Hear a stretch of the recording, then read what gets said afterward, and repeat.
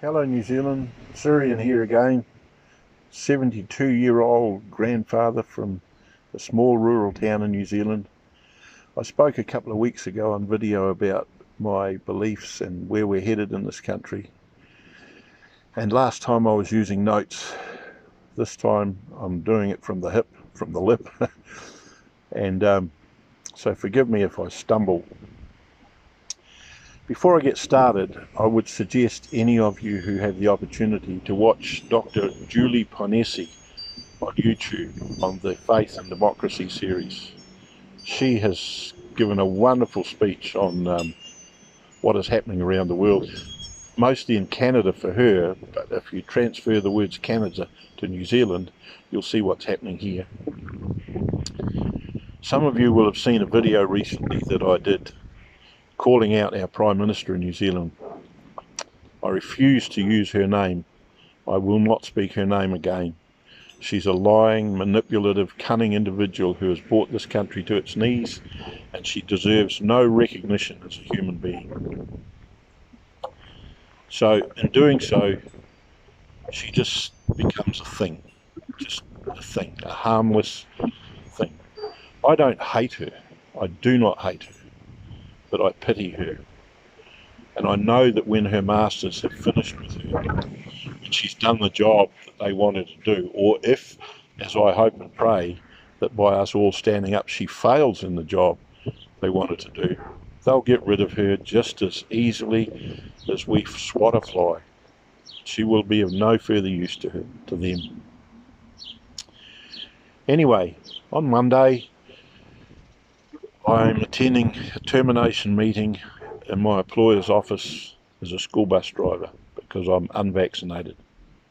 I don't understand how the virus being here for 20 months or so is going to infect any children that I drive around the country after the 15th of November. I really don't understand that. It seems it's been sitting and waiting until that day, midnight, 15th of November, and then it's going to strike. So I'm unvaccinated, I'm out. I'm not afraid, I'm not scared about this, I'm not worried about what happens next. I have a strong faith and a belief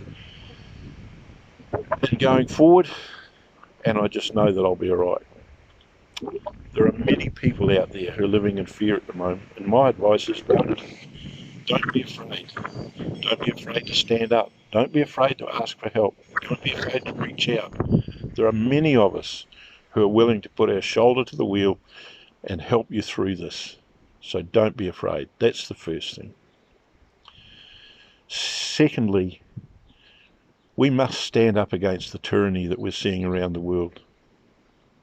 I call upon anybody who's a thinking person to stand firm wherever they see tyranny, bigotry, racism, injustice. Stand up and be counted, even if you stand alone. And wherever you see love and compassion and people helping one another, wherever you see neighbours going out of their ways to support those who are less fortunate, well then stand with them, because that's what this country needs more than ever. We learned recently of 4 school teachers who were heading home to Taranaki on the weekend after the rally in Wellington, where estimates from 20 to 25,000 people attended. Those 4 people who lost their lives are heroes in my book. Their families have been torn apart. There's hurt in the community. The schools they taught at have been torn apart. And people are suffering. And for no reason. Simply because a few elite want control. So we need to stand up.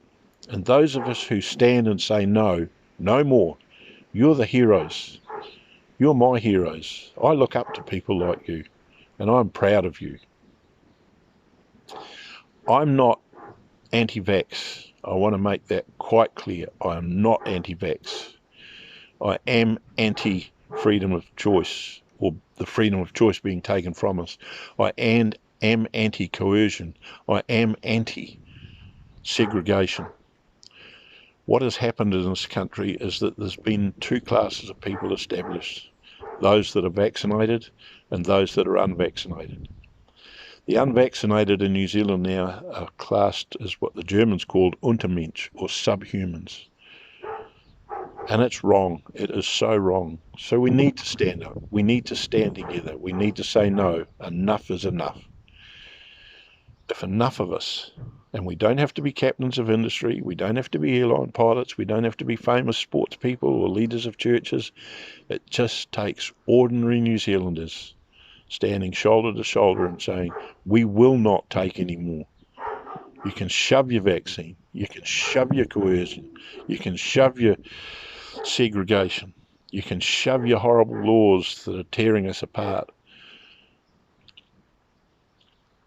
And if we stand firm, we will win this.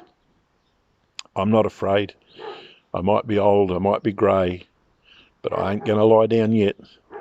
And I certainly will go to my grave knowing that I stood for right and truth and an honourable way to live in this country. So there it is. That's who I am. If I can be of help to anybody, if I can give support, if I can give encouragement, if I can do anything to lift someone who's feeling a bit down, you know where to find me. I'll be on Facebook or Telegram. Not hard to find. I'll do a bit of homework. And I hope and pray that the day will come when we will be able to say, we won. We saved the soul of the nation. We became a nation of one people again.